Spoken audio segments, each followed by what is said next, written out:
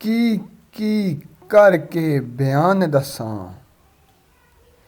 किथे किथे मैं तेरे लगे निशान दसां। खड़िया मूसा नूं तूं तूरी उत्ते, केड़ा रहम तू कीता मंसूरी उत्ते। इश्का तू डाडा तेरी जात डाडी, करबल विच हुसैन पहुंचाया तूने। ते प्यासे मासूम कवाए तूने, तारा तारा ना सितम रवा कीता। वीर सुगरा दे नालों जुदा कीता।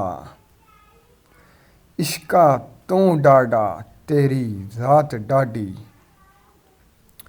करदा मजनू बेचारा फरियाद रोया।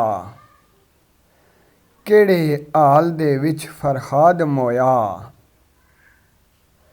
फट चीर कबाब बनान लगा, तख्त छोड़ रांझा मंजियां चरान लगा। इश्का तू डाडा तेरी जात डाडी, जिस दे पिछे तू इश्का पेवना है। ओदे सख्त इम्तिहान तू लेवना है। सोनी रोड़िए सोना जनान लभदी, मोई ससी वीरान पुनू खान लभदी। इश्का तू डाडा तेरी जात डाडी।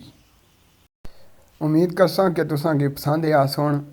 इ'यै जे मज़ीद अच्छे शेर सुनने आस्तै मेरा चैनल लाइक और शेयर और फॉलो करो। अल्लाह तबारक व तआला सारें गी खुश और आबाद रखे। आमीन।